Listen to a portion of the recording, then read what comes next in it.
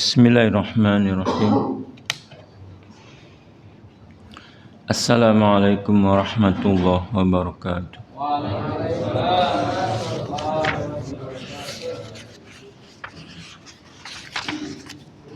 Innal hamdalillah nahmaduhu wa nasta'inuhu wa nastaghfiruh wa na'udzu billahi min shururi anfusina wa min sayyiati a'malina. May yahdihillahu fala mudilla lahu wa may yudlil fala hadiya lahu. Asyhadu an la ilaha illallah wahdahu la syarika lah wa asyhadu anna Muhammadan abduhu wa rasuluh la nabiyya ba'da.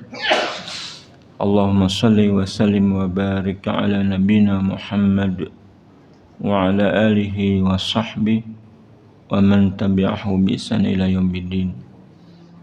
Allahumma la sahla illa ma ja'altahu sahla wa anta taj'alul hasna idza syi'ta sahla.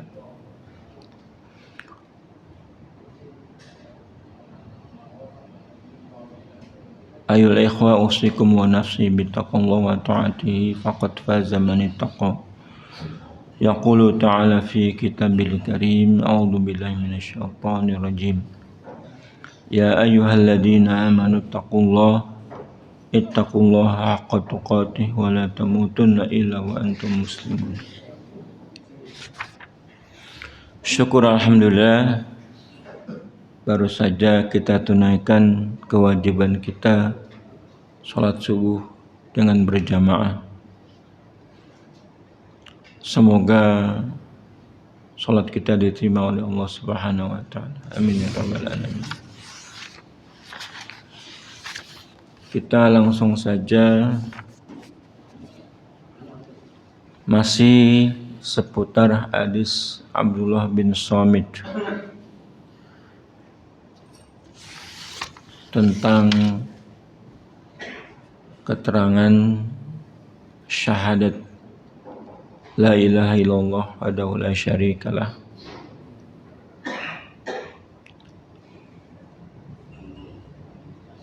Saya bacakan an Abdillah an Ubadah bin Samit qala Rasulullah sallallahu alaihi wasallam man syahida an la ilaha illallah wahdahu la syarikalah wa anna Muhammadan abduhu wa rasuluh wa anna Isa abduhu wa rasuluh wa kalimatu alqaha ila Maryam wa ruhum min wa jannatin haqq wan naru haqq adkhalahu Allahul jannah ala ma kana alaihi minal amal.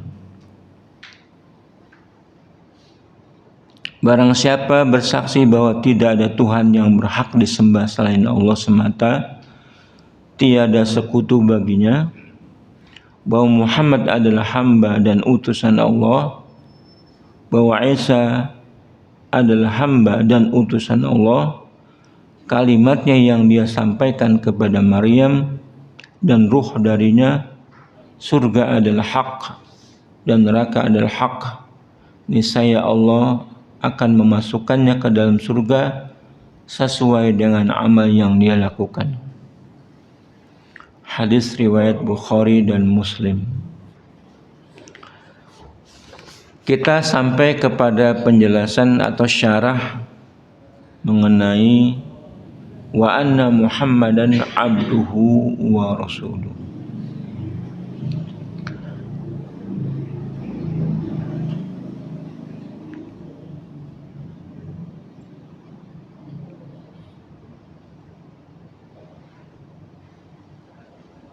Kalimat wa anna Muhammadan abduhu wa rasuluh ini perlu dijelaskan. Yang pertama, sesungguhnya Muhammad, kita tahu yang dimaksud Muhammad adalah Muhammad bin Abdullah bin Abdul Muttalib bin Hashim yang hidup pada 15 abad yang lalu di kota Mekah. kita termasuk generasi yang belakangan sehingga tidak bisa melihat, tidak bisa menyaksikan, tidak bisa berinteraksi langsung dengan Muhammad. Tapi kita beriman dan yakin bahwa keimanan itu pada diri Rasulullah SAW termasuk sebagai hambanya dan Rasulnya. Keimanan kita dengan narasi seperti ini, tidak pernah melihat, tidak pernah menyaksikan, tapi orang-orang pada beriman. Disebutkan oleh Rasulullah SAW itu adalah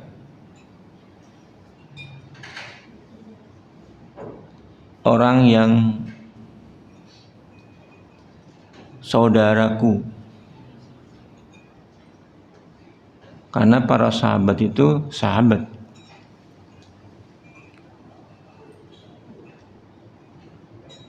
Dimuliakan oleh Rasulullah SAW karena kita tidak beriman, tidak bertemu tapi beriman. Nah, keimanan kita itu dilandaskan kepada iman yang gaib.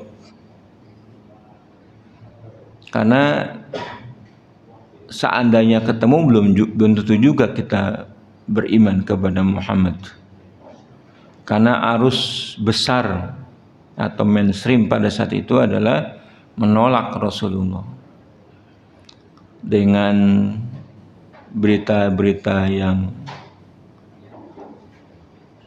dibuat-buat atau zaman sekarang namanya berita hoax, seperti Nabi tukang dukun, tukang sihir, gila, itu yang umum di masyarakat. Tidak umum pokoknya. Makanya orang-orang yang mencari hanya semata kehidupan dunia dan mencari keselamatan diri tidak bakalan menerima Rasulullah Muhammad.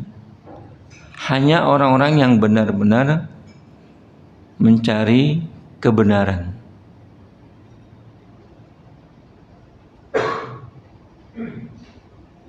Salah satu contohnya misalnya ketika Isra dan Mi'raj.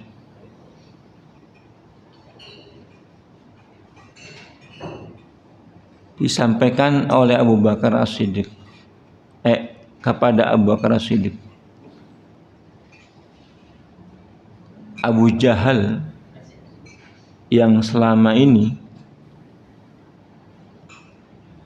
tidak atau belum ketemu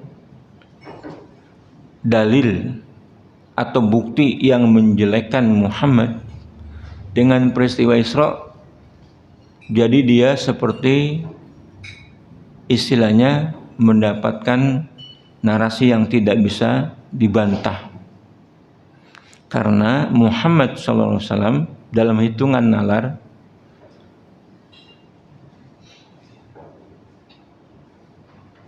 perginya awal malam Isra ke Yerusalem, bahkan sampai ke langit ketujuh, bertemu dengan Allah Subhanahu wa taala, paginya sudah kembali ke Mekah. Bagi Abu Jahal itu tidak mungkin. Bagi orang-orang yang mempertahankan kehidupan dengan semata dunia, logika ya, nggak masuk akal.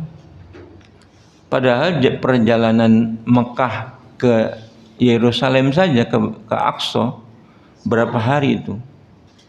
Kalau seandainya Nabi naik kendaraan yang paling cepat, kuda, pada saat itu misalnya 10 hari minimal, 10 hari ke Masjidil Aqsa. Tapi ini pagi-pagi sudah sampai. Kata disampaikan Abu Jahal kepada Abu Bakar, kamu tidak dengar apa yang disampaikan siapa? Teman kamu Muhammad. Apa yang dia bilang? Diceritakan Abu Jahal. Dia malam ini sudah Isra ke Masjidil Aqsa, ke langit. Sekarang pagi-pagi sudah cerita di Mekah bahwasanya baru saja dia Isra dan Mi'raj. Nah, Abu Bakar mengatakan, balik bertanya, siapakah yang menyampaikan itu? Teman kamu. Kalau kamu mau buktikan, sekarang dia lagi cerita di Mekah, di sisi Ka'bah. Orang-orang pada mendengarkan. Kata Abu Bakar As-Siddiq, kalau Muhammad lebih dari itu yang dia sampaikan, aku percaya. Nah, itu di luar nalar. Mengapa? Bukan saja Muhammad itu Al-Amin, tidak pernah berbohong, tapi dia sudah dinobatkan sebagai Rasul. Abu Bakar mengatakan itu karena keimanan, karena percaya dengan ilmu yang dia miliki. Percaya dia bahwa Muhammad mengatakan yang sebenarnya. Seandainya lebih tidak masuk akal dari peristiwa Isra, tetap saja saya percaya. Dijelaskan dalam riwayat yang lain, bagaimana tidak percaya sementara dia menerima wahyu, tidak ada orang, aku percaya. Nah, ini namanya ilmu yakin. Memang jamaah yang berbahagia, untuk sampai kepada keyakinan kita gunakan ilmu yakin. Ilmu yakin dari mana? Dari ilmu syariat. Kalau ilmunya sesuai, keyakinannya mantap, nggak bisa digoyahkan. Nah, Abu Bakar mengatakan seperti itu. Ya, itu namanya ilmu yakin. Kembali kepada hadis, wa anna Muhammadan abduhu wa rasul. Sesungguhnya Muhammad adalah hambanya dan rasulnya. Predikat hamba adalah predikat tertinggi dalam kehidupan kita. Karena kita disuruh beribadah kepada Allah. Wa ma khalaqtul jinna wal insa illa liya'budun. Kalau seorang telah mengaplikasikan makna ibadah, dia itu dekat sekali mendapatkan panggilan hambanya. Kita ini adalah hambanya. Allah menerangkan kita ini semuanya hambanya. Tapi apakah kita betul-betul jadi hamba? Belum tentu. Secara umum kita hambanya, tidak bisa dibantahkan. Kita bukan hamba yang lain selain Allah. Hamba setan, hamba uang, hamba jabatan. Bukan itu. Kita hamba Allah secara umum. Pasti kita hamba Allah. Karena yang namanya makhluk akan berpulang kepada Allah. Secara umum kita diciptakan olehnya, kita sebagai hambanya. Tapi kita manusia khususnya menjadikan diri kita menyembah Allah itu belum tentu. Ada yang jadi hamba tagut, hamba syaitan, hamba uang, materi, dan yang lain-lain. Nah, ketika seseorang dipanggil oleh Allah yang sudah menerangkan bahwa semuanya manusia harus jadi hambanya, memang hambanya, dia dipanggil hambanya, itu sudah Allah penunjukannya benar. Maka derajat hamba itu derajat paling tinggi dalam predikat. Allah menegaskan, alaihissallahu bikafin abdah. Bukankah Allah cukup untuk melindungi hambanya? Maksudnya Muhammad SAW, bukan yang lain. Ada lagi ayat yang terkenal, subhanalladzi asra bi 'abdihi.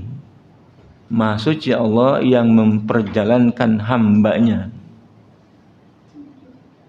Disebut oleh Allah Subhanahu wa taala.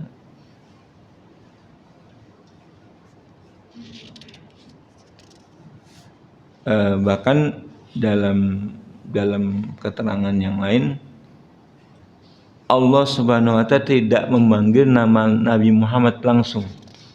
Nabi-nabi yang lain padahal dipanggil. Ya Nuh, panggil Nabi Nuh. Ya Daud, ya Ibrahim. Kalau Nabi Nuh, ya Muhammad, coba dicari di Quran, di hadis tidak ada. Dipanggil gelarnya. Ya ayuhan Nabi.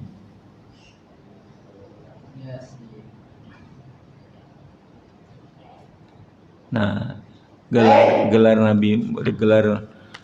Nabi Muhammad sebagai hambanya adalah predikat hamba yang khusus.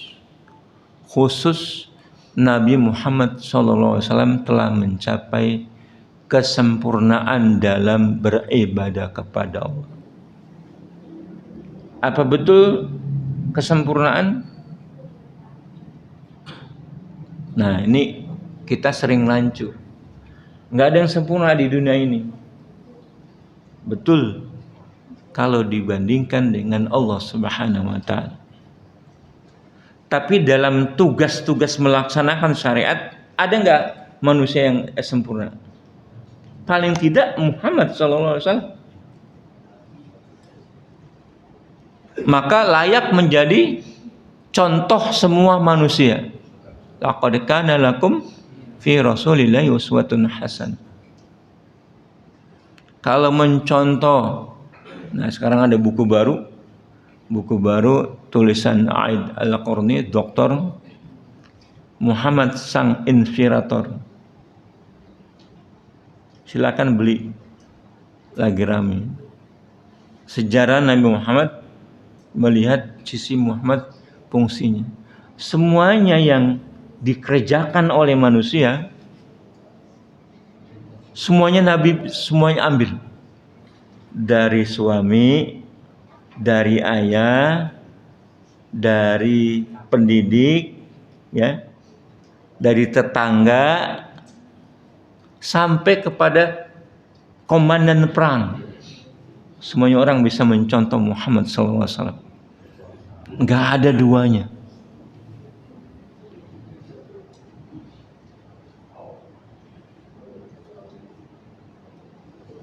Karena syariat disuruh oleh Allah supaya kita melaksanakan sesempurna mungkin, dan yang sudah mampu melaksanakan dengan sempurna adalah Muhammad SAW. Nggak mungkin yang tidak sempurna dijadikan teladan. Dan Allah Subhanahu wa taala dalam menurunkan syariatnya menjadikan rasulnya sebagai panutan. Rasulnya mesti yang pertama kali melaksanakan syariat.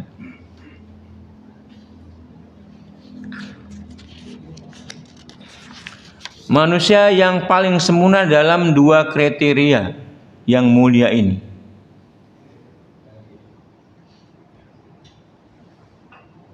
Hambanya dan rasulnya.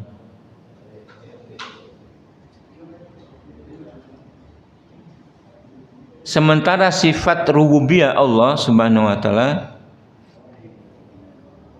sebagai pencipta, sebagai pemberi rezeki, sebagai pengatur, dan sifat uluhiyahnya yang berhak disembah, maka keduanya hanyalah hak Allah, tidak terjadi kepada Muhammad sallallahu alaihi wasallam. Maka hambanya dan rasulnya memiliki dua yang tidak boleh kita lakukan.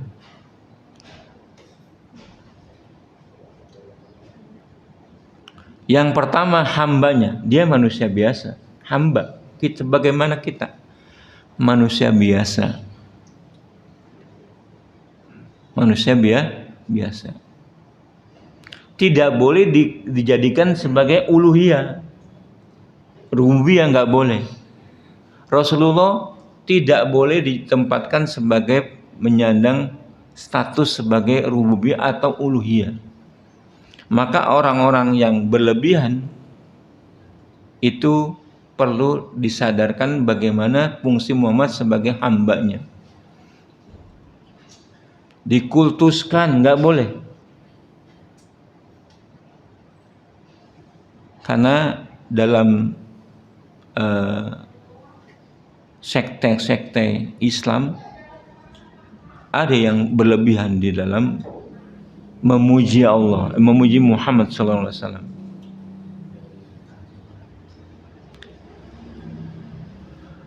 Seperti ini sholawat nariyah. Apakah dengan sholawat itu Nabi Muhammad sallallahu alaihi wasallam bisa mengatasi kesulitan kita, kegundahan kita?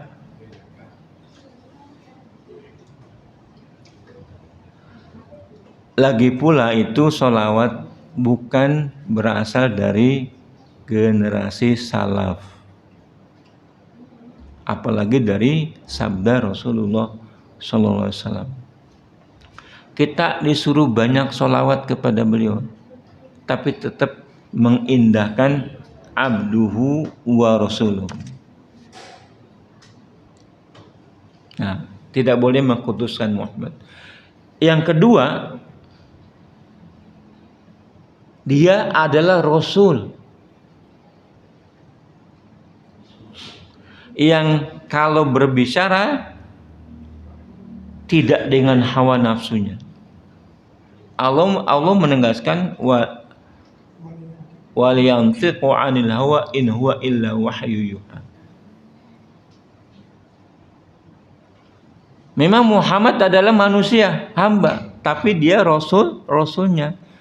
Pengertian hamba menghilangkan keharusan kita menghilangkan sifat rububiyah dan uluhiyah pada diri Muhammad SAW.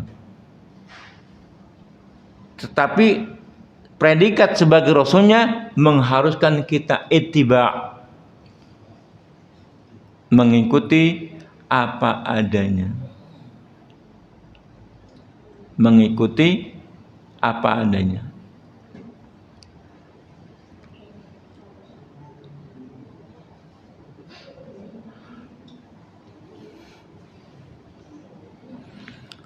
Diterangkan Nabi SAW menghadirkan dan menggabungkan dua sifat ini dengan menepis sikap ekstrim dan sikap meremehkan atau asal-asalan. Banyak orang yang mengaku sebagai umat beliau bersikap ghulu atau ekstrim kepada beliau dalam perkataan dan perbuatan. Misalnya tadi, berlebih-lebihan kepada Nabi, berlebihan menyanjung Nabi. Ada pula yang bersikap meremehkan asal-asalan dalam mengikuti beliau, berpijak kepada pendapat yang bertentangan dengan ajaran yang beliau bawa. Zaman sekarang kan sudah lain.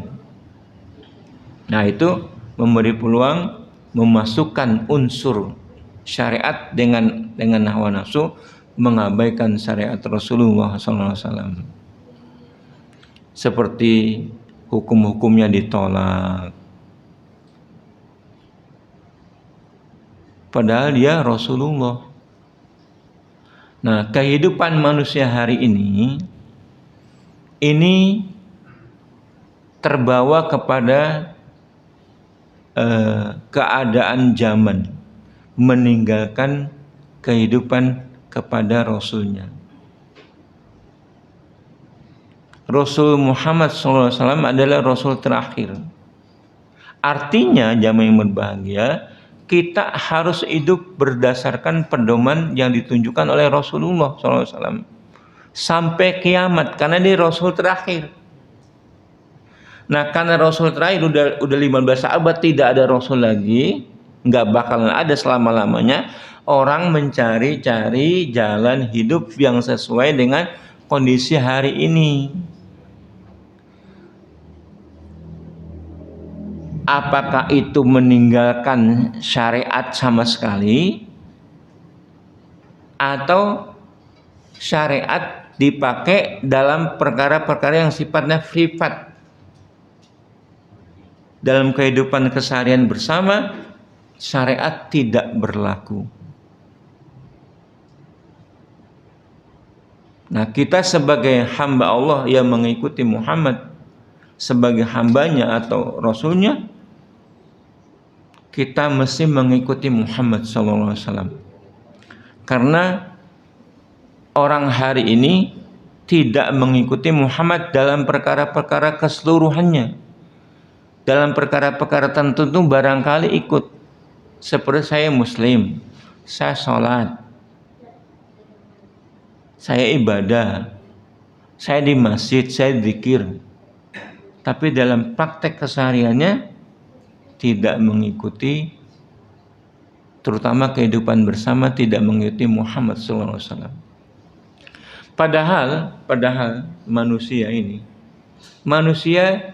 mesti dibimbing oleh Allah Subhanahu wa Ta'ala.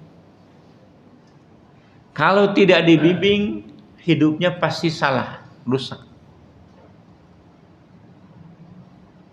Apalagi bimbingan Allah mengharuskan hambanya, kita mengikuti total seperti yang sudah diterangkan oleh Allah.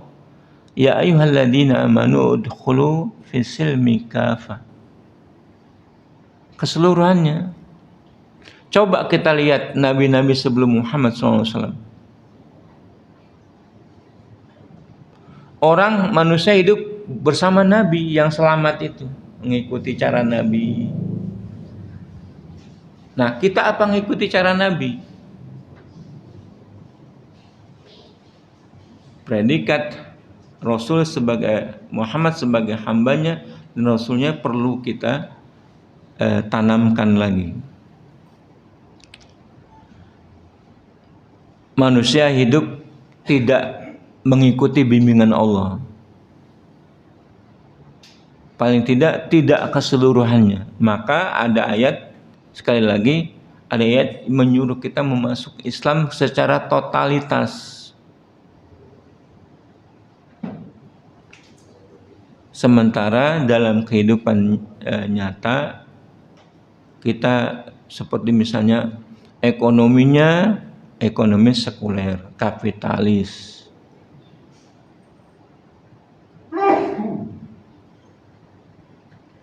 Hubungan sesama kita hubungan individualis.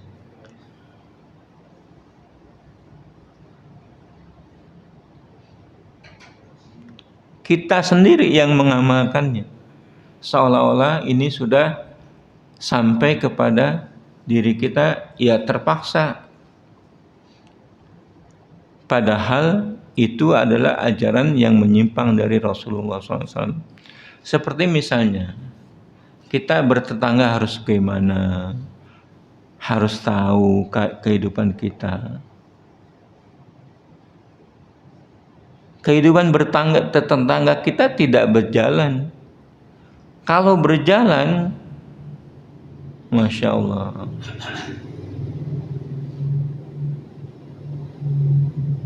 kehidupan sendiri-sendiri tidak akan terjadi. Tapi nyatanya terjadi. Padahal Islam kalau diterapkan, tidak ada orang yang miskin, kelaparan.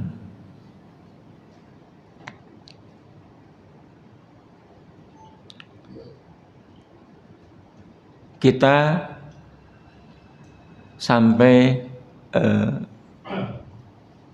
hidup seperti itu karena tuntutan zaman. Kita mau mendobrak kehidupan yang tidak sesuai ini dengan hidup sesuai dengan syariat Rasulullah, sepertinya berat.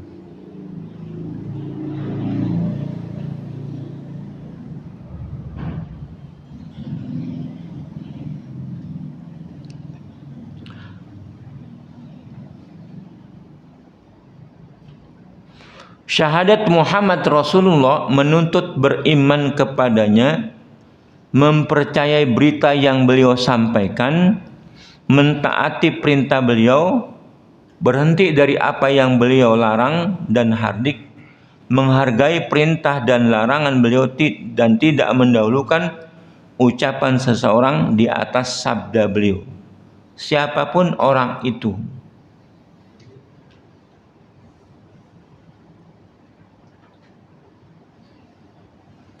Nggak ada pedoman hidup yang bisa dijalankan sesuai dengan kehidupan Islam kecuali syariat Islam.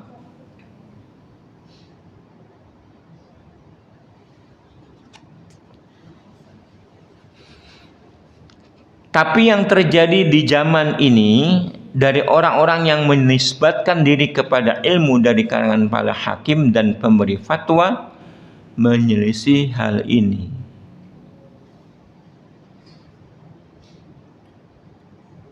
Seperti memutuskan hukum dengan hawa nafsu sudah. Islam dijadikan sebagai agama individualis. Padahal setiap keputusan itu harus berdasarkan ilmunya Allah Subhanahu wa taala.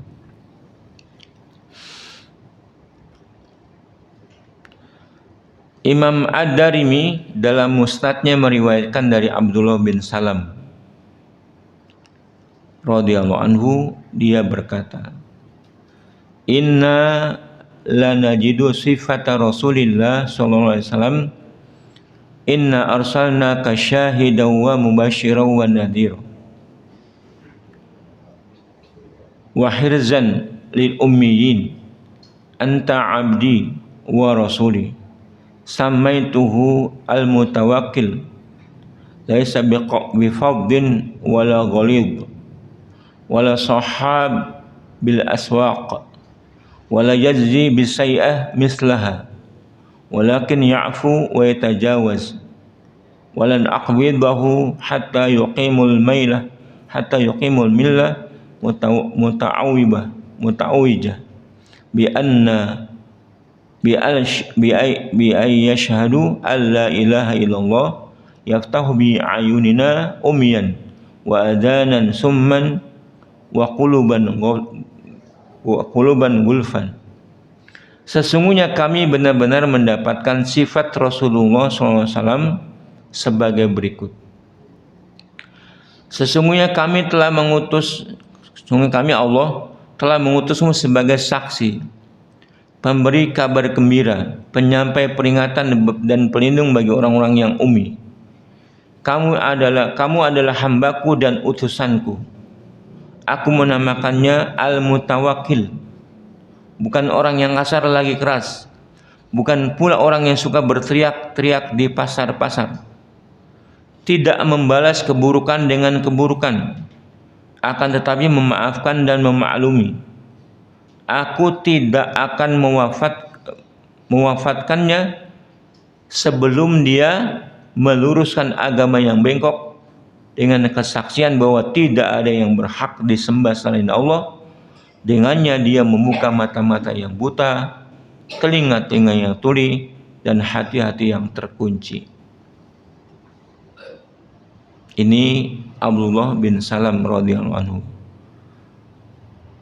Banyak riwayat yang lain, tapi riwayat Abdullah bin Salam lebih masuk akal, karena Abdul Salam adalah ahlul kitab.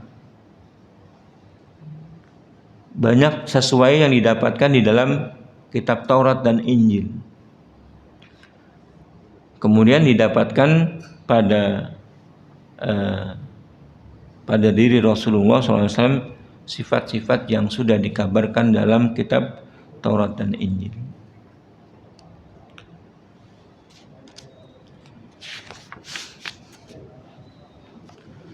Dan jadi predikat Nabi Muhammad SAW hambanya dan rasulnya.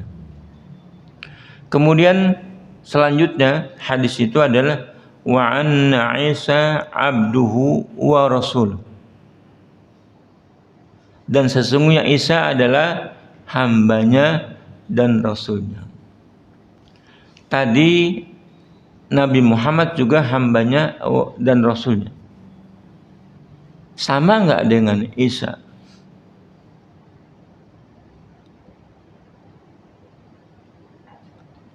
Dalam dia sebagai statusnya hamba Allah dan Rasulnya sama. La nufarriqu baina ahadim minhum. Tidak kami bedakan dalam beriman kepada Rasul di antara mereka. Tapi Allah kan mengangkat derajat satu dengan yang lainnya berdasarkan amal. Walikullin darajatim mimma amil. Wa faddalnahum ala katsir min ibadina shalihin.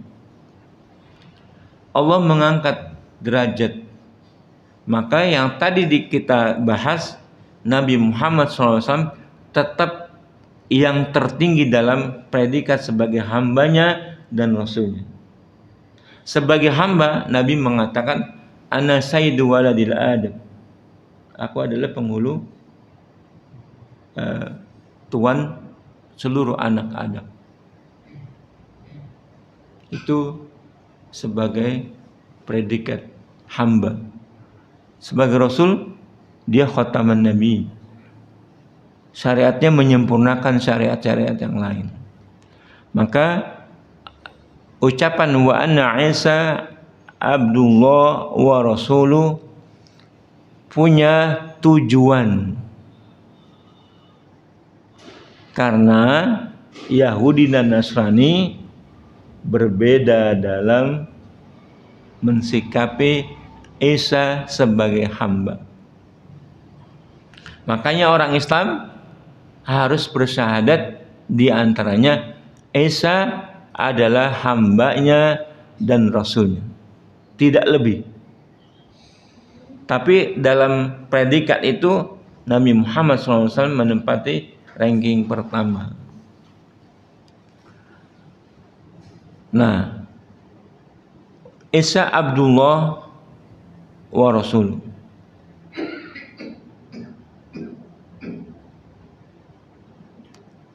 Orang-orang Yahudi menuduh Nabi Isa apa? Menuduh Nabi Isa sebutannya hamba, dia hamba, nggak pernah menjadi Tuhan, nggak pernah menjadi Tuhan. Tapi, tapi dia dituduhkan oleh orang Yahudi sebagai anak zina. Karena Siti Maryam dituduh oleh orang Yahudi berzina. Dengan logika, masa tidak punya ayah Mana mungkin? Nah, orang Yahudi bertahan, pasti Maryam berzina. Wa na'udzubillah min dzalik. Kalau orang Nasrani, dia memiliki sifat rububiyah dan uluhiyah. Tidak sebagai hamba, tapi sebagai rububiyah dan uluhiyah. Rububiyah gimana? Dia menghidupkan orang mati, menyembuhkan orang yang sakit, membuat burung dari tanah.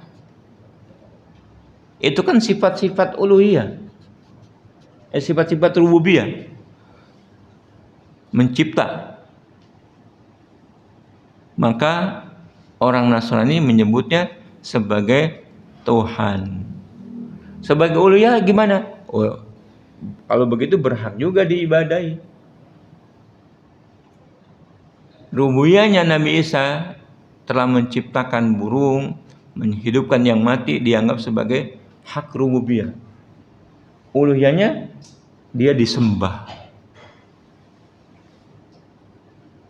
Nah, orang Yahudi keliru dalam Isa, menganggap sebagai zina, padahal dia adalah nanti kalimat berikutnya.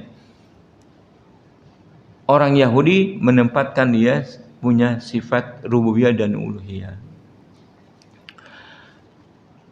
Ini menyelisih keyakinan orang-orang Nasrani bahwa Isa adalah Allah atau putra Allah atau salah satu dari 3 unsur Trinitas. Maha tinggi Allah dari apa yang mereka katakan dengan setinggi-tingginya. Matakhadallahu min waladin wa ma kana ma'hu min ilahin. Sekali-kali Allah tidak punya anak, dan sekali-kali tidak ada Tuhan yang lain besertanya. Ini sudah bantahan. Harus disaksikan bahwa Isa adalah hamba Allah dan utusannya dengan landasan ilmu dan keyakinan bahwa dia dimiliki oleh Allah. Dia menciptakannya dari wanita tanpa laki-laki. Sebagaimana firman-Nya, inna matsala Isa 'indallah kamatsali Adam khalaqahu min turab tsumma qala lahu kun fayakun. Sesungguhnya permisalan Isa di sisi Allah sama seperti penciptaan Adam. Allah menciptakan Adam dari tanah, kemudian Allah berfirman kepadanya, jadilah seorang manusia, maka jadilah dia. Allah sudah menjawab tentang kerancuan Yahudi dan Nasrani. Adam lebih-lebih sebagai Tuhan kalau begitu. Dia sebab tidak punya ayah dan tidak punya ibu. Allah mengatakan tegas, cukup dengan kun fayakun. Menciptakan menciptakan makhluknya dari tidak ada, Allah bisa. Apalagi sudah ada ibunya. Kita pun berasal dari Allah Subhanahu wa taala. Ruhnya seperti kita. Isa bukanlah Tuhan yang disembah, bukan pula Rob.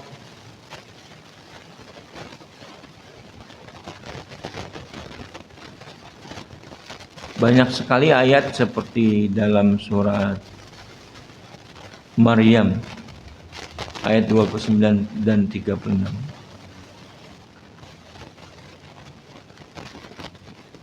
Masih tidak percaya kalau Rasul-Rasul dulu betul-betul mukjizat Allah Subhanahu wa taala ditunjukkan. Bisa berbicara masih kecil dalam buayan. Itu untuk menepis anggapan-anggapan orang Yahudi. Kata Allah, fasyarat ilaihi. Maka Siti Maryam memberikan isyarat kepadanya. Kemudian orang-orang Yahudi berkata, kaifa nukallimu man kana fil mahdi sabiyyan. Bagaimana bisa kami berbicara kepada bayi yang ada dalam buayan? Tiba-tiba Nabi Isa berkata, qala inni abdullah atani alkitab wa ja'alani nabiyya. Aku ini adalah hamba Allah yang diberikan kitab dan Allah menjadikan aku sebagai nabi.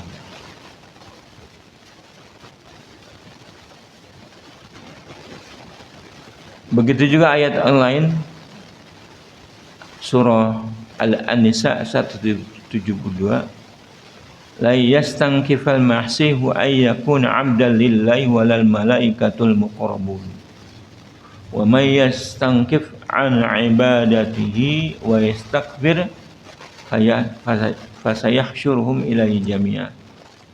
Al-Masih sekali-kali tidak enggan menjadi hamba Allah dan tidak pula malaikat-malaikat yang dekat dengan Allah menjadi hamba Allah. Barang siapa yang enggan dari penyembahnya dan menyombongkan diri menyembah Allah, maka nanti Allah akan mengumpulkan mereka semua kepadanya. Orang mukmin juga bersaksi bahwa ucapan musuhnya orang yang Yahudi bahwa Nabi Isa adalah anak seorang wanita pezina. Ini tidak benar. Maka orang Islam mengetahui apa yang mereka katakan tidak sah sebelum dia berlepas diri dari seluruh ucapan dan dua golongan ini tentang Isa. Kan Isa kita akui sebagai Rasul, tetapi pihak Ahlul Kitab mengakui sebagai Rasulnya juga.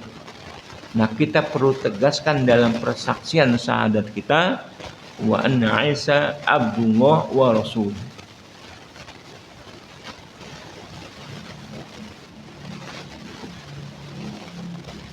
Keyakinan kita jadi berbeda. Kedua-duanya membantah Yahudi dan Nasrani. Kemudian wa anna Isa abdullah wa rasuluhu wa kalimatuh. Dalam sanad hadis Abdullah bin Samit ada kalimat wa kalimatuh.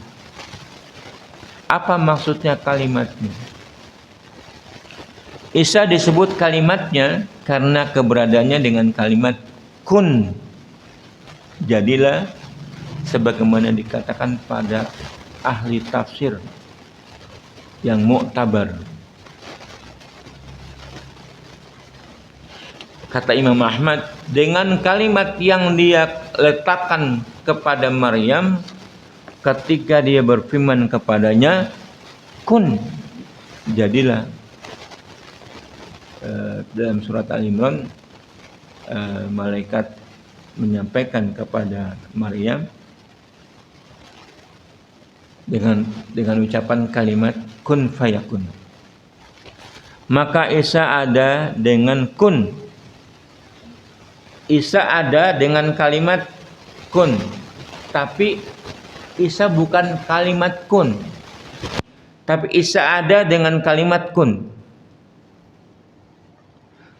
Dengan kalimat kun jadilah Nabi Isa. Maka kun dari Allah itu adalah firman-Nya. Firman-Nya ya. Firman-Nya makhluk bukan Allah. Makhluk Allah bukan firman-Nya. Firman-Nya bukan makhluk. Seperti Al-Quran firman Allah. Dia bukan makhluk. Dia ada bersamaan dengan ada. Kapan dia berbicara? Jadi. Bukan makhluk yang diciptakan. Maka orang Nasrani dan Jahmiyah telah berdusta atas nama Allah dalam perkara Isa.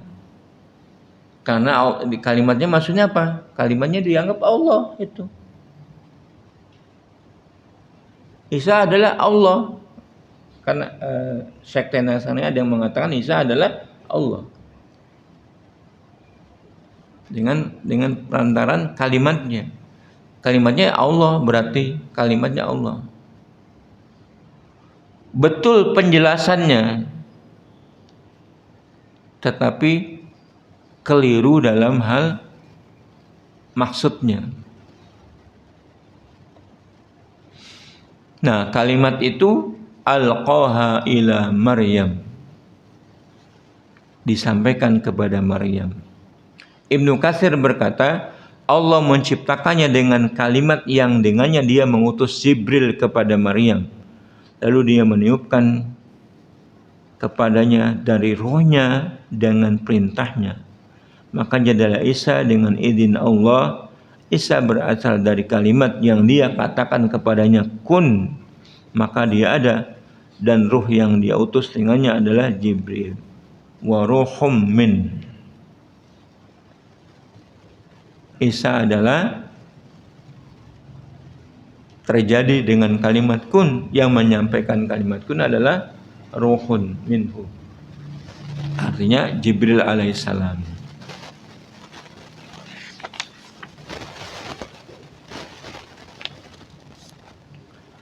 Jamaah yang berbahagia, dengan begitu kita menyaksikan bahwa Isa hamba Allah dan utusannya. Kita mendapatkan pengertian untuk dakwah kepada ahlul kitab, terutama Nasrani. Kita tetap mengakui, bahkan orang Islam tidak sah imannya dengan tidak mengakui Isa. Tapi pengakuan kita tidak sama dengan Nasrani. Maka kalimatun sawa itu kata yang tegas. Qul ya ahlal kitab ta'alau ila kalimatin sawa. Katakanlah wahai ahlul kitab, kemarilah kepada kalimat yang sama. Apa itu? Allah na'budu illallah. Oh iya, jangan nyembah kecuali Allah. Orang Nasrani juga menyembah Allah. Kalimat yang kedua, wala nusyriku bihi syai'a. Nah, jangan kita sekutukan dengan apapun Allah Subhanahu wa taala. Nah, itu ya orang Nasrani sudah enggak bisa. Wala yattakhidha ba'duna ba'dhan. Jangan seorang pun mengambil bersama Allah tandingan-tandingan. Fa in tawallau, kalau kalian tidak mau, faqulu syahadu bi anna muslimun. Saksikanlah bahwa kami orang-orang Islam, tidak sama syahadatnya seperti kalian. Itu kita sampaikan dengan tegas.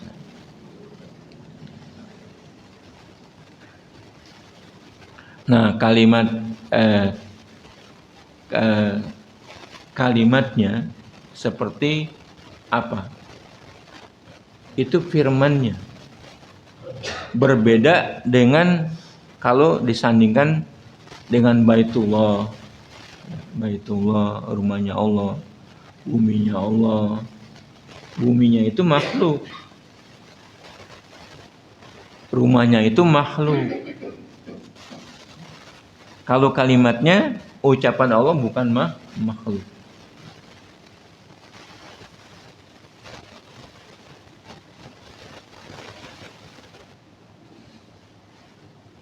Penisbatan benda-benda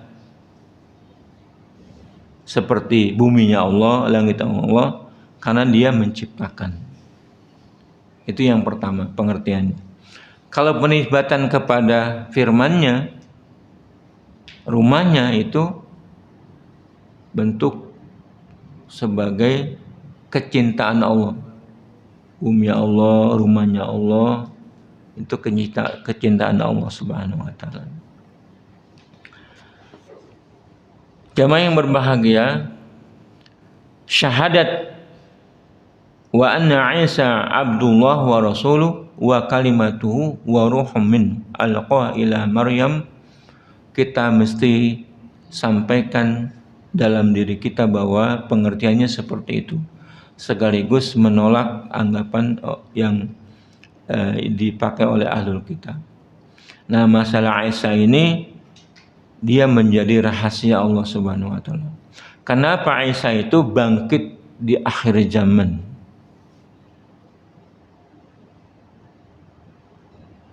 Untuk membatalkan semua anggapan Yahudi dan Nasrani.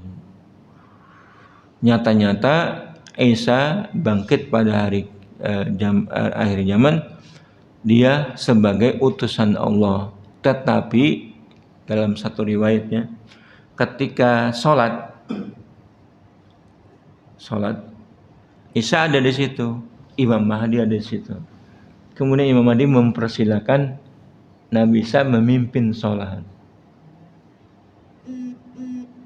Tapi kata Nabi Isa, tidak, aku hanya jadi makmum.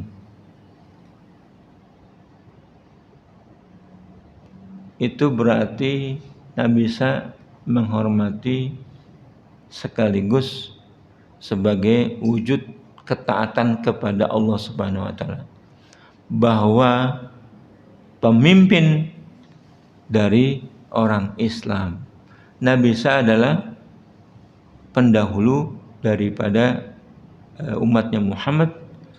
Dia sekalipun sebagai Rasul, tapi dalam masalah Islam makmum kepada Imam Mahdi. Nah, itu perlu direnungkan. Jamaah yang berbahagia, nanti kita lanjutkan wal jannatu haqq wan naru haqq. Apa pula ini sampai disebut surga dan neraka hak? Insyaallah kita lanjutkan nanti pada kesempatan yang lain. Aqulu qauli hadza wa astaghfirullahi wa lakum wa li sairil muslimina wal muslimat fastaghfiru innahu ghafurur rahim. Yang mau bertanya dipersilakan. Ya. Assalamualaikum warahmatullahi wabarakatuh. Apa mungkin Ustaz cuma ingin menanyakan suatu hal yang kadang-kadang membuat kita sedikit terusik. Dulu kita masih pernah, dan mungkin sekarang sudah agak melunak, suatu kelompok yang dia mentafsirkan orang-orang Islam yang tidak berbayat dengan amirnya. Bahkan pernah yang ekstrim yang dulu, kalau kita sholat masuk masjid mereka, keluar maka bekas sholat itu dibersihkan, seolah-olah itu dianggap bahwa saya berkelas tanda petik najis. Tapi kemudian belakangan lagi mereka sudah mulai melunak, mau mereka tidak tanda petik berjamaah bersolat dengan orang-orang yang tidak berbayat dengan kalau itu sudah tidak orang. Yang menjadi pertanyaan saya, saya baca di satu ayat, kalau tidak salah seperti itu, waktu sebelum dia belilah sholat apa kami dan jangan berpecah belah. Tapi di satu sisi lain, Rasulullah pernah menyampaikan bahwa Yahudi telah pecah menjadi 71 kelompok, Nasrani 72, dan umat Rasulullah menjadi 73. Namun yang kemudian selamat adalah Ahlus Sunnah wal Jamaah. yang menjadi sekarang terjadi, ada sebagian dari orang-orang Muslim yang mereka itu kemudian seolah-olah kemudian hanya tanda petik mau mengikuti apa yang sudah dirintis oleh generasi salaf yang terdahulu, dan kemudian mereka menjadi mengkrista seolah-olah bahwa kemudian orang-orang yang tidak mau masuk di kelompok mereka seolah-olah mereka istilahnya tanda petik kurang sempurna. Nah ini kan menjadi suatu yang menjadi memprihatinkan ini, Ustaz Allah alam. Nah barangkali Ustaz bisa memberikan pencerahan menghadapi kondisi-kondisi seperti ini, dan ini sudah mulai terjadi. Dan di mana-mana saya pernah menyaksikan bahwa ketika suatu masjid ini di daerah Jakarta Selatan, masjidnya cukup besar, cukup ramai, dan ketika waktu itu dari kelompok teman-teman ini kemudian bisa mengendalikan tanda petik TKM-nya, yang terjadi adalah bahwa semua penyampai, pembalik, kemudian ustadz yang mengajar di masjid itu, kalau bukan dari kelompok mereka, itu dinafikan. Bahkan kemudian ustadz-ustadz itu digantikan oleh orang-orang yang ustadz-ustadz dari kelompok mereka itu. Dan ini kan jadi sesuatu yang memprihatinkan, bahwa ilmunya disampaikan sama, adalah ayat-ayat Allah, firman Allah, Al-Quran, kemudian hadis-hadis Rasulullah, tapi kemudian seolah-olah bahwa yang bukan kelompok mereka itu tanda petik tidak patut untuk didengar dan diikuti. Allah alam. Gimana menurut antum pencerahannya ini? Allah alam. Afan ya? Mungkin panjang. Iya. Kita harus mencari ilmu yang benar. Ilmu itu benar kalau disandarkan kepada Al-Quran atau kepada hadis atau kepada sahabat atau kepada generasi yang soleh yang sudah dijamin oleh Rasulullah SAW. Firman Allah Subhanahu wa taala surat An-Nisa 116.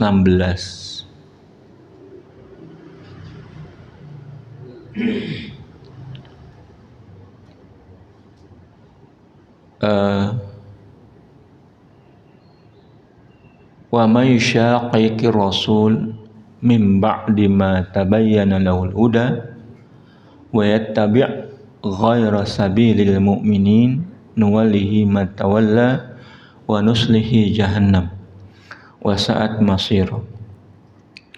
Barang siapa membantah Rasul setelah jelas baginya keterangan yang jelas sebagai petunjuk dan mengikuti bukan jalan orang-orang yang beriman.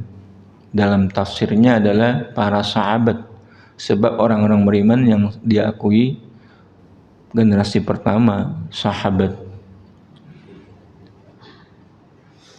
dan mengikuti bukan jalan orang-orang beriman, kami akan biarkan dia tersesat dan tempatnya adalah neraka, dan itu seburuk-buruk tempat kembali. Begitu pula surat Yusuf, qul hadhi sabili ad'u ila Allah ala basiratin ana wa man ittaba'ani. Kita mesti mencari ilmu yang benar. Nah, ilmu yang benar dari mana? Quran, hadis, pendapat sahabat, generasi yang baik, yang soleh dalam 3 qurun itu. Itu kita harus mencari ilmu itu. Tetapi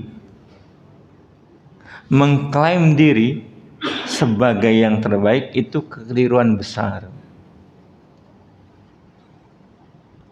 Bisa nggak dibedakan? kita harus mencari ilmu yang benar, terus kita mengklaim sudah di jalur yang benar, itu tidak boleh. Sekalipun kita benar, mengklaim diri sebagai benar. Fala tuzakku anfusakum wa alamu bimanittaqa. Jangan menganggap diri kalian bersih. Allah yang Maha tahu siapa yang bertakwa. Nah, Islam akan berpecah belah, itu benar, Pak. Kenapa Allah enggak menjaga? Sudah sunatullah. Kalau Allah menjaga ya enak kita. Enak banget. Sunatullah. Bahwa manusia punya pikiran, punya pendapat, punya keinginan. Tetapi semuanya itu kita harus menuju kepada yang benar, ilmu yang benar. Tetapi mengklaim diri sebagai sudah benar itu tidak boleh. Seperti generasi salaf. Imam Syafi'i rahimahullah. Dia mengatakan, ini uhibbus shalihin. Aku mencintai orang-orang saleh, walastu minhum. Aku bukan termasuk golongan mereka. Imam Syafi'i mengatakan bukan termasuk golongan saleh. Tapi siapa yang mengatakan Imam Syafi'i itu tidak saleh? Siapa? Dia imamnya para imam. Itu menunjukkan dirinya tawadhu, enggak boleh mengatakan wa ana arju an anala minhum syafa'ah. Aku berharap di hari kiamat mendapatkan syafaat dari orang saleh. Nah, itu contoh kita tidak mengklaim diri. Nah, kalau DKM direbut, kemudian penceramah-penceramahnya digeser dari kelompoknya. Kalau kita menganggapnya itu sebagai pemberian ilmu yang lurus, itu benar. Tapi sebagai bentuk, sebagai klaim, itu tidak benar.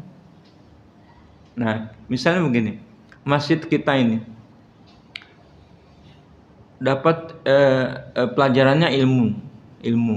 Kemudian ustadznya diseleksi. Itu boleh-boleh saja, Pak. Emang benar. Karena kita punya kuasa di DKM. Kuasanya baru DKM doang. Belum kepada negara. Kalau negara itu yang bidah-bidah disingkirkan. Yang mungkar-mungkar, yang khurafat disingkirkan. Sehingga Islam itu yang Nabi ajarkan murni, kan begitu. Tetapi seperti negara Saudi ya, kan disingkir ya yang khurafat yang bidah-bidah itu. Tetapi mengklaim diri sebagai sudah benar itu jauh dari akhlak. Nah, jadi kita mencari ilmu yang benar, jangan sembarangan. Yang bid'ah kita terima saja, padahal tidak ada sandaran ilmunya. Tetapi kita mengklaim diri nggak benar. Nah, kita sebaiknya melihat saudara kita Muslim yang lain tidak berdasarkan ilmu yang sudah diterimanya. Sikapi dia sebagai saudara kita yang perlu kita tolong, yang perlu kita beri masukan, dia perlu mendapatkan nasihat kita, dia jadi juga berhak menasihati kita. Nah, kalau itu kan enak. Kalau ngelihat orang Muslim sebagai lawan, sebagai musuh, sebagai perusak, kalau melihat Muslim globalnya dia adalah Muslim, kita kan menghukumnya berdasarkan yang terlihat, yang hatinya terserah Allah. Di Muslim sejelek apapun, sebagai apapun dia, sebagai saudara lebih baik daripada saudara kita senasab kalau dia tidak Muslim. Itu. Nah, kalau kita lihat dia ada kekurangan, kita nasihati. Jadi memiliki ilmu yang benar itu wajib bagi kita. Tapi tidak boleh kita mengklaim meratakan orang yang lain harus begitu. Dalam proses kita mengajak manusia. Ya, memang dalam perjalanannya perpecahan umat mesti Pak, keniscayaan itu. Iya. Dalam beberapa kali saya mendengar tentang kebangkitan Nabi Isa akhir zaman itu, ada Ustaz pakai istilah, sebelumnya pakai istilah menghidupkan. Tadi Pak Ustaz menyebut membangkitkan. Redaksi atau bunyi ayat yang aslinya apa Pak? Ada padanannya Pak dengan bahasa Indonesia, sehingga ada bilang bangkit, ada yang bilang hidup. Kalau bangkit, pemahaman saya seolah dari tidur bangkit, dari bawah bangkit. Yang mohon penjelasannya Pak. Kedua, tentang mengklaim itu, terima kasih Pak Ustaz penjelasannya. Termasuk orang yang kelompok tentu mengklaim dirinya sebagai harus sunnah wal jamaah itu nggak dicaplok klaim langsung itu. Itu tidak menunjukkan tawaduk juga Pak Ustaz ya? Mohon penjelasannya Pak. Iya. Kita diwajibkan membaca surat Al-Kahfi pada hari Jumat. Siapa yang hafal 10 ayat, dia akan terbebas dari Dajjal. Dajjal siapa yang bunuh? Nabi Isa. Salah satu ayat, kalau nggak salah ayat keempat, surat Al-Kahfi itu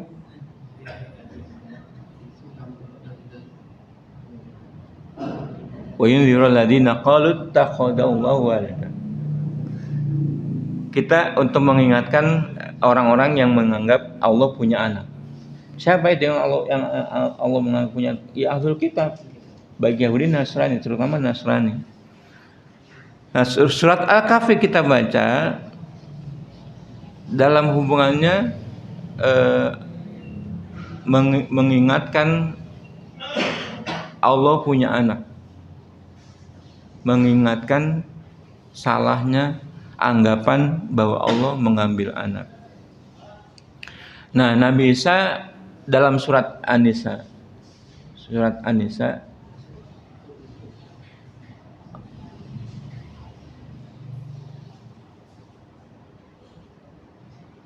wa idz qala Allah ya Isa inni mutawaffika. Dan ingatlah ketika Allah berfirman, ya Isa, aku mewafatkan kamu.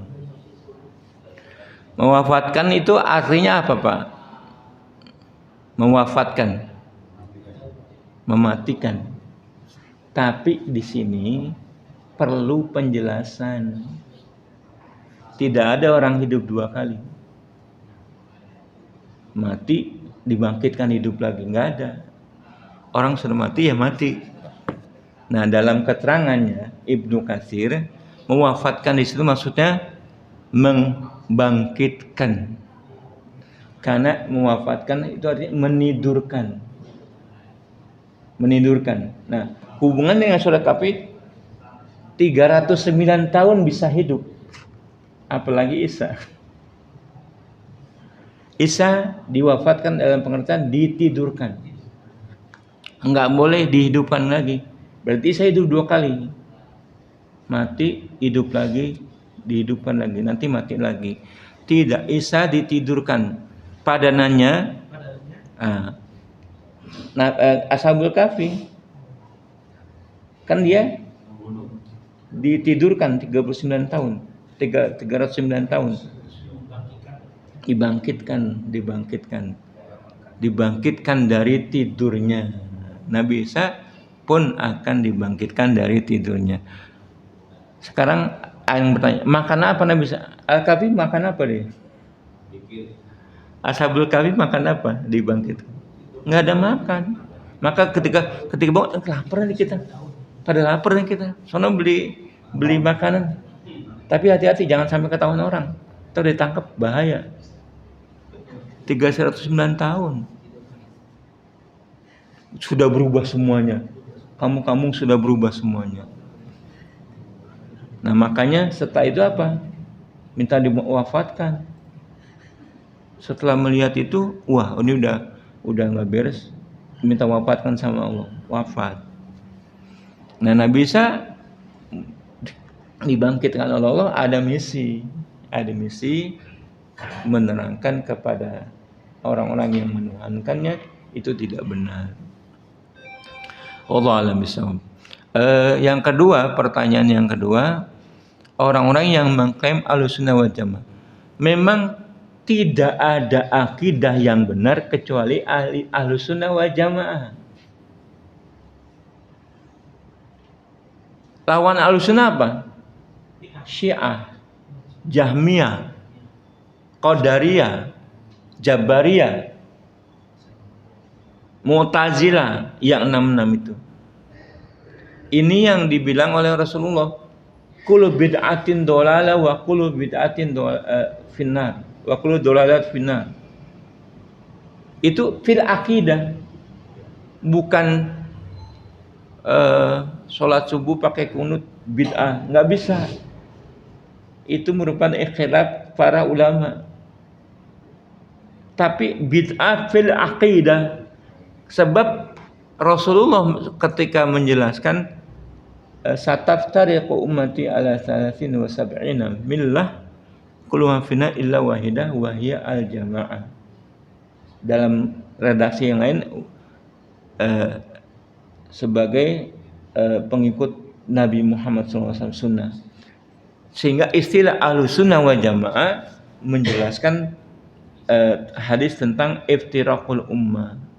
Karena kalau bukan Ahlussunnah wal Jamaah sudah pasti sesatnya. Nah, apakah kita Ahlussunnah wal Jamaah? Kita harus mencari Ahlussunnah wal Jamaah. Tapi mengklaim saya sudah Ahlussunnah wal Jamaah tidak boleh. Biarlah pengakuan kita yang mengakui Allah Subhanahu wa taala. Semakin kita terus mendalami ilmu dengan ilmu yang benar, semakin Allah memuliakan kita. Inna akramakum indallahi atqakum. Dengan ilmu Allah memuliakan kita. Tapi kita mengklaim diri enggak bisa. Ajarannya para ulama kita tawadhu sampai kepada hari-hari kita banyak memikirkan dosa, kesalahan. Sementara yang benar kita nggak usah mengklaim. Yang benar kan kalau betul-betul benar, kita benar, Allah menyediakan pahala. Tapi kalau kita ada yang keliru, ngapain? Belum tentu Allah memaafkannya, mengampuninya. Maka itu banyak-banyak kita memikirkan kesalahan kita. Tapi kalau menyampaikan orang, kita harus berdalil, berilmu dengan ilmu yang benar. Ya begitu. Wallahu a'lam bishawab. Cukup ya? Cukup. Kita akhiri subhanakallahumma rabbana wa bihamdika asyhadu an la ilaha illa anta astaghfiruka wa atubu ilaik. Alafu minkum. Assalamualaikum warahmatullahi wabarakatuh.